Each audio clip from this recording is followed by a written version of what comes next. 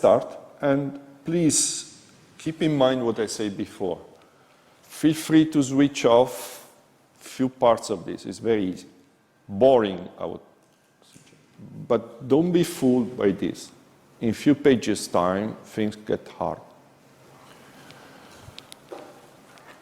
This is easy because it's familiar. What is the union? What is the intersection? Let's start with the basic. It's like plus and minus for sets. So with numbers we are familiar, we know how to add, how to subtract. But with sets, what is a set? It's a collection of objects. Of course, we can visualize a set that is composed by this pen and this chair. It's just two elements. I just give it a label. It's a set. But it's a bit easier to visualize what happens when the set is uncountable, when you have certain type of infinite object. It can be abstract. The set of functions, we're going to see it. It's a way more abstract and way more interesting too.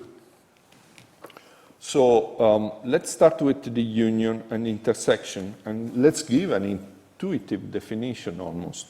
The union of two sets is a complete list. Whatever you see in either one is in the union. So if you start with those seeds, card seeds, then the union is the whole possibilities that you saw there. You don't put repetitions, because some of them were repeated. Okay? The spade were repeated. On the other hand, the intersection, it says by itself, is what you see in both at the same time. So only these two were part of both. This is here, and this, the hearts, were here. Very easy? Yeah. Let's have a bit more of intuition. Intuition is when we actually visualize in our mind, but there is an easy way to draw it, and that's the Venn diagram that you see there. You just put the kind of shape, an easy shape usually is just round. Here it's rectangles and squares for each of the set, and understand that what you see here is the intersection. So what would you just say? Oh, I'm terrible in drawing here. And the heart.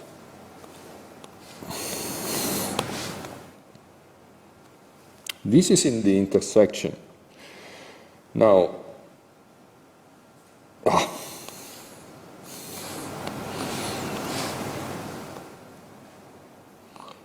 yes, I'm really bad.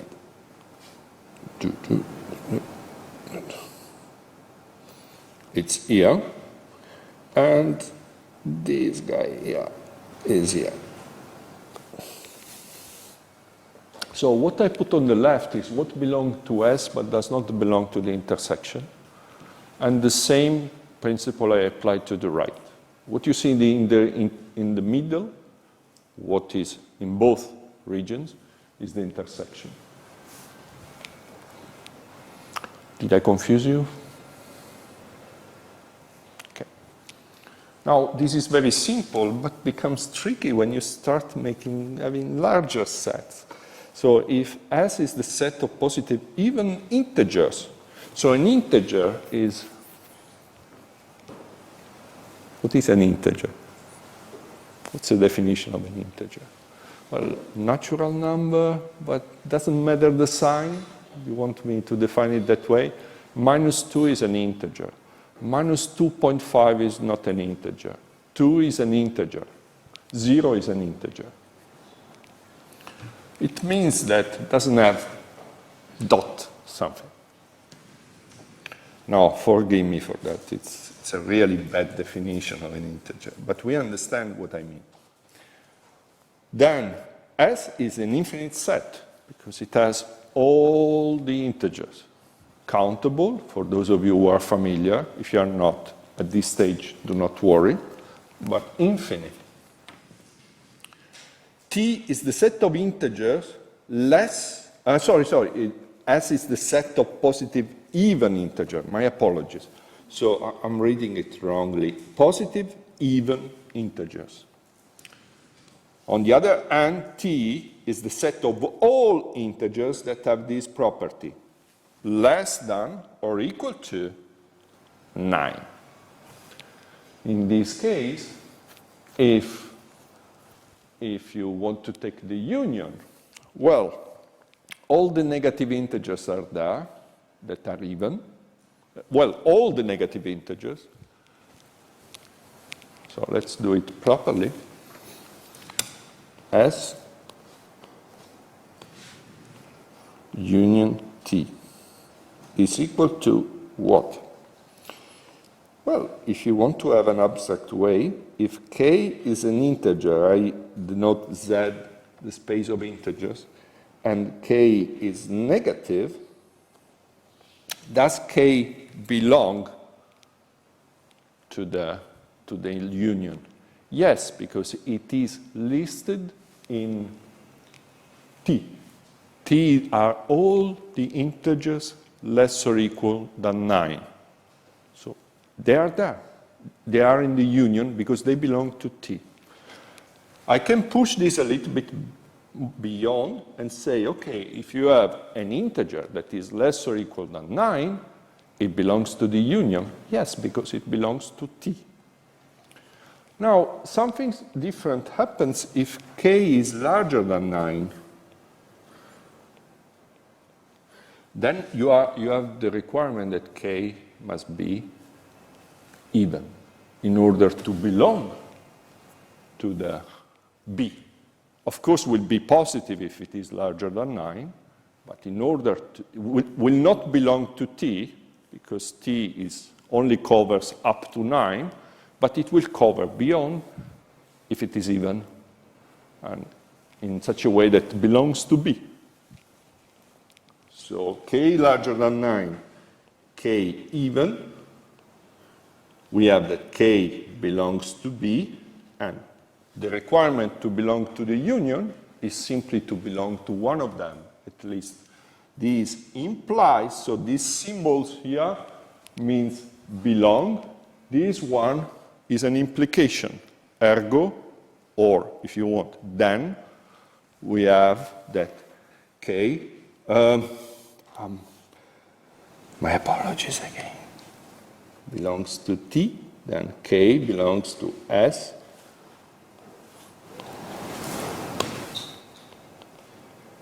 Union T. Did I confuse you? Or it's clear? Now, the whole thing most probably you already had in your mind, and reading it in this, written like this, you could see the pattern of even numbers. I just wanted to write it in a more mathematical way, and I should be a bit more precise in the way I write. But as you can see, this was a good excuse to introduce two symbols that we are going to use a lot. The intersection is a finite set instead, so we can really don't need much of notation. Why is it finite? Because we are asking to be positive even, so it's already positive on one side, and it's less than 9 on the other side, less or equal than 9 on the other side. So we are putting a boundary from the first set and a boundary from the second set. And when you work on one dimension, Z or R, and so forth, these two boundaries are enough to have for the integers to be finite. S intersection B. I just can, S intersection T. I don't know what's wrong with me today. So S asks for positive. It's good. But must be even. 2, 4, 6, 8. They belong to S. And they belong to T as well, because they are less or equal than 9. So this is the set, which should coincide with what we have here. Yeah. So what I did is, first let's see what, I combined the two constraints. I did it without steps, because in this case it's fairly easy and boring. But so I just listed what belonged to S, and I stopped when I see that things are not compatible with T, and then I just realized that they belong to T as well. That's it. Okay, a bit more abstract. The set of polynomials. How many polynomials do you have? You have infinitely many polynomials because you can choose in infinitely many ways the coefficients of the polynomials. The problem is that there is, you can choose it, you can attach, once you choose the degree of the polynomial, and the degree is less or equal to 2, you can attach any real numbers to the coefficient. You can think of the coefficient, the first coefficient is a real number, the second coefficient is not a real number, and so forth. So in this case, you are working on R3, the three-dimensional Euclidean space. On the other hand, this problem is, so we have to use a bit of we cannot simply list this works, this works, this works, because we cannot count till infinity, and we don't want to count till infinity. So the whole subject and all the mathematics subject you see later is about to solve problems in the laziest possible way. That's the thing. So we have to find a trick. Being lazy means you have to find a trick to get the job done. This particular case, what is the trick? Well, let's just describe the set. S is equal to the polynomials. So I touch here. Well, I write it f of x, polynomial degree less or equal to 2. This is already not rigorous, but I think it does the job in our case. And what we are asking, so this is S. Or I can write it as ax squared plus bx plus c, such that a, b, c belong to R. Or if you want, in this particular case, R3. So each of them belong to R, so the triplet is R3. Let's see what T is. It's the set of, even larger set, differentiable functions. Any function whose derivative makes sense. Are you familiar with derivative? So it's a limit, and we're going to see apply also the limit definition of it. The derivative not only exists, but it coincides with, the derivative in the point 0 coincides with f0, which is equal to 0. Okay. So with these two information, I need to find S intersection T. Well, what I'll do is I copy this,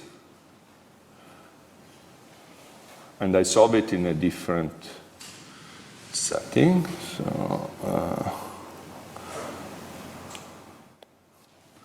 So we have it in front of us. If at any stage what I say is not clear, maybe a pronunciation issue, or what you see is not clear, you raise your hand, okay? So we know that we are working with this function here, ax squared plus bx plus c, because this is the general function in B. Is this step clear to everyone? Any polynomial of degree less or equal to 2. That's this. What's the derivative of this? First, what is f0?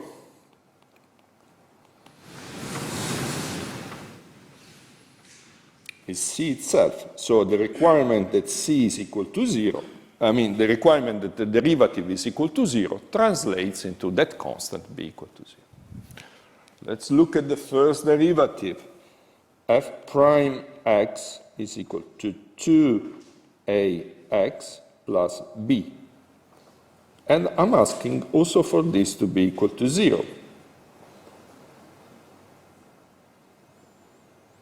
No, I'm not asking that. What I'm asking is that f prime 0, which is equal to b, is equal to 0.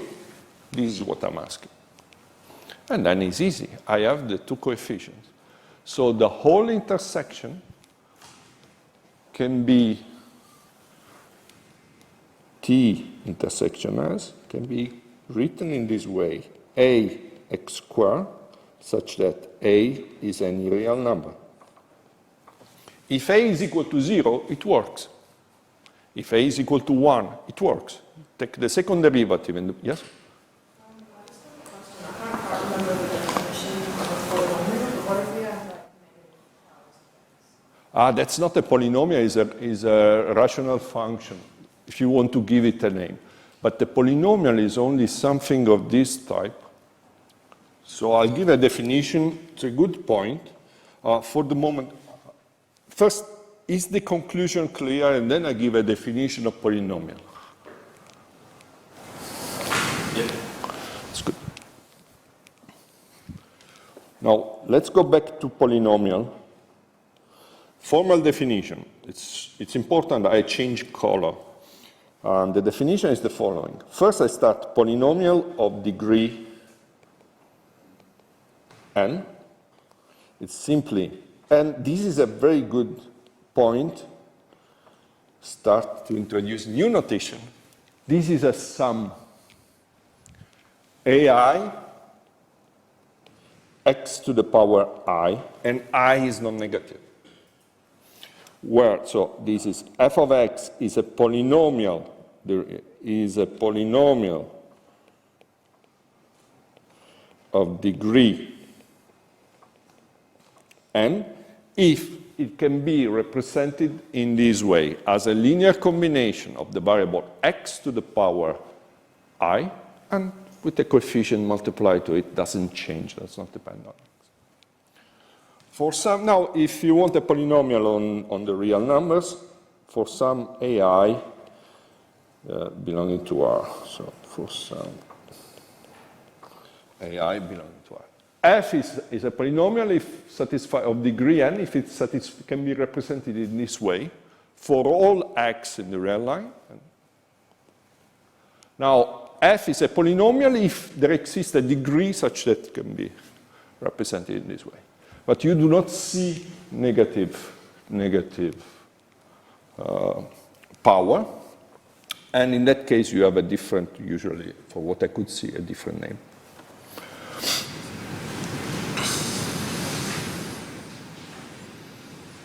Very good. Very good. Let's introduce new notation. Yep.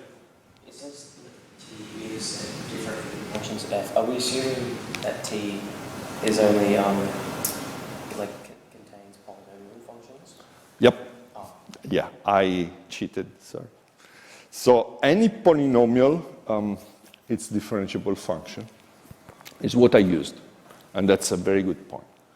So if this wasn't true, we would have been in trouble. So I'm putting a lot under the carpet. Do repeat, in all these steps, I was able to do this step here because the underlying assumption is that, not only that, is that the polynomial is differentiable and that I know how to differentiate it. I exhibit the derivative exactly that. Is that clear to everybody? Very good. Yep. Just another point from that. Would,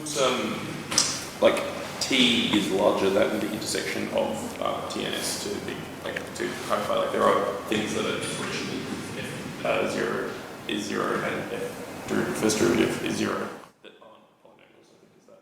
Yeah, there are plenty of, so I think I should start asking for your names. I start from now. But I think that your question was about, did you assume differentiability? And I did, about the polynomials. Your question is about, there exists something else that have those properties and is not a polynomial? Well, yeah. And now, I guess you want to see something here. Let me cook something for you. So, E of x minus 1 does the job? Not really, but E of x, so let's put it minus 2, e minus x plus this, does the job. Not yes, it does. So f of x, like this, belongs to t. F is differentiable. F of x belongs to t. F of x is not a polynomial, so is not. Please check what I'm saying. It works, if it works. And f of x is not a polynomial, so does not belong to S. Whereas, so it does not belong to the intersection. This function is differentiable. This function satisfies, if you plug 0, you see 0 appearing right away. If you take the derivative, a minus pops up in the first one. And then when you take the point 0, they are equal 1 and minus 1. So, any other question? I like these questions. Okay. So, what I'm going to do is some of the topics, especially the one that I feel might be a bit boring, I'm going to provide some videos for them, okay? Is this okay for everybody? So, and I'm going to give you the task of looking at those, watching those videos before class. But it's not at the very first stage. The very first stage, we have to take our time to understand the subject and to catch up with it. So this will happen later on. The symbol S with a small c on the top means complement. So it means you look at S and then you just forget about it. You look at what is outside it. So everything, anything that does not belong to S itself. So you start with S and then you just look at whatever is not there. The formal definition is anything that is not listed. Of course, if you apply this twice, you get back to S. So there is a kind of duality. But this starts being a bit abstract. So let's see what I mean. What I mean is the following, and it's very good to understand, because it's not clear. This is not enough to have a definition. What is missing here? I can create two different as complement if I just base my definition on what I read there. It's not true, it's wrong, taken by itself. What is missing here that plays a central role in the whole subject?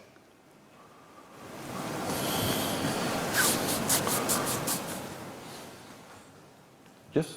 Don't need to raise your hand. Go for it.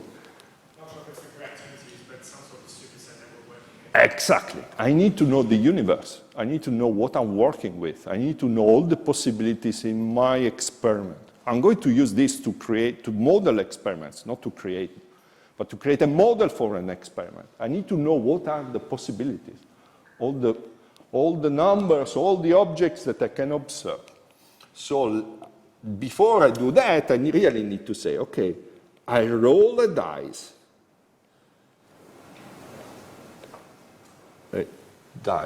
Dice is plural, right? So 1, 2, 3, 4, 5, 6. These are all the possibilities.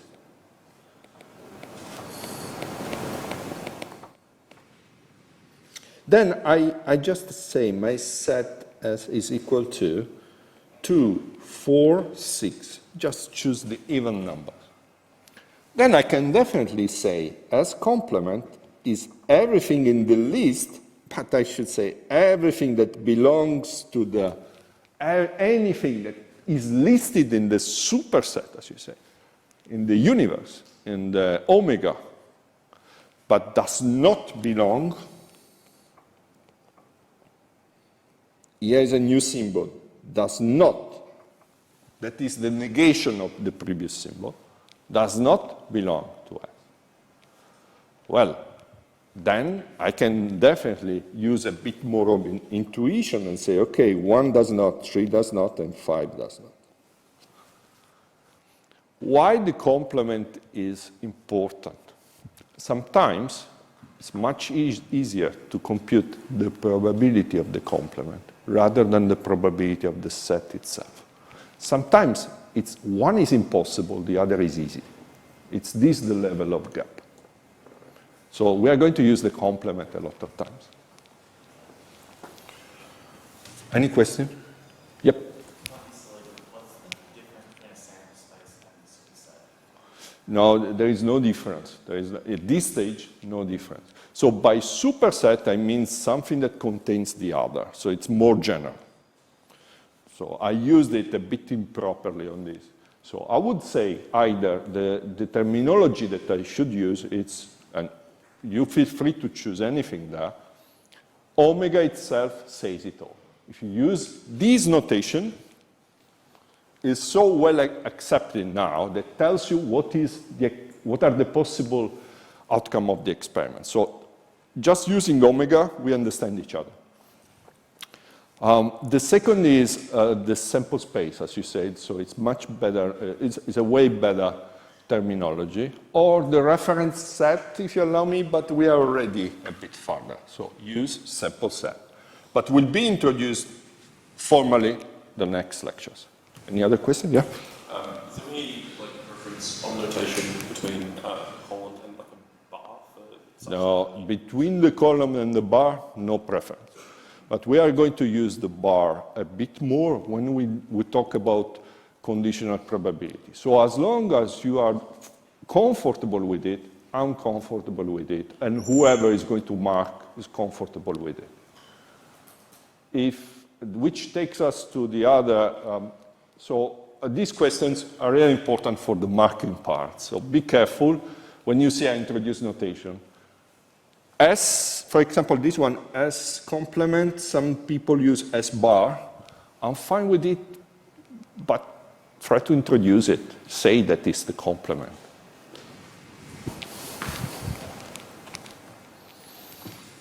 Any other question?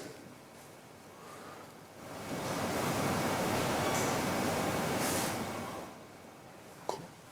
So, again, what is written here might be confusing. Try to do it here. Now, the complement of S complement, you go back to the original set, because you are asking for it not to belong to the complement, so must be the original set. If you apply the complement twice, the duality principle is that you go back to the original set. If you try to intersect S with its complement, it's a waste of time, because they are disjoint. That's a new word, disjoint. What does it mean, disjoint? That's a new symbol. They are equal to the empty set. What is the empty set? The set that contains nothing. Don't confuse it with 0. Contains nothing. It's different. And I would insist, but now it's my limitation. I write the empty set differently. I use this, which is a kind of phi in Greek, but it's fine. So sometimes you will see this, and this is the empty set by Andrea.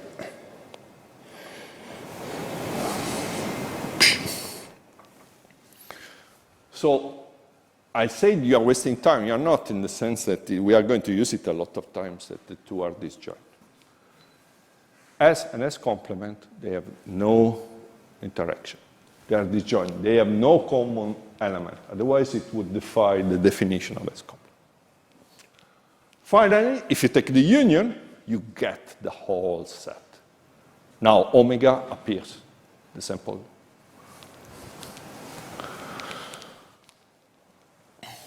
There is an example here.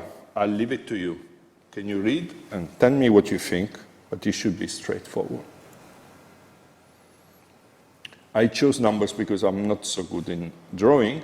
And what we'll see soon is that we substitute objects with numbers very soon, because we want to be able to do some algebra. But we're doing it without any loss of generality. You can think of flipping a coin. Instead, I say 0, 1 instead of head, tails.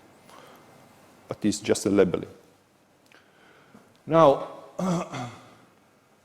this is a bit more involved. So we need to run in, we have to, what's going on if you take S complement and T complement? And how does it relate to this other object? They're going to be equal. That's the whole thing here. It's called the Morgan law. Let's understand why, and then in future lectures we understand how to use it. Okay? So why they're equal? At this stage, I start being a bit more demanding, and I would like to see a proof of why they're equal. So what I'm going to do is to make a short video about it. So I'll mark it here as video, and what you will see is a bit involved. It will require a few steps, logic steps there. On the other hand, let's be a bit more informal, and let's have a picture in front of us. S complement intersection T complement. So I start with S complement.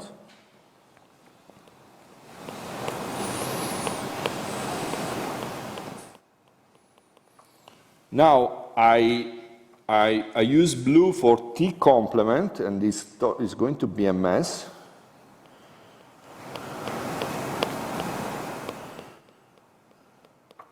Then, what is the intersection between the two?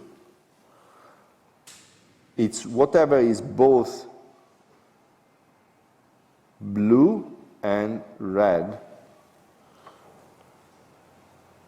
So now I need to be a bit more.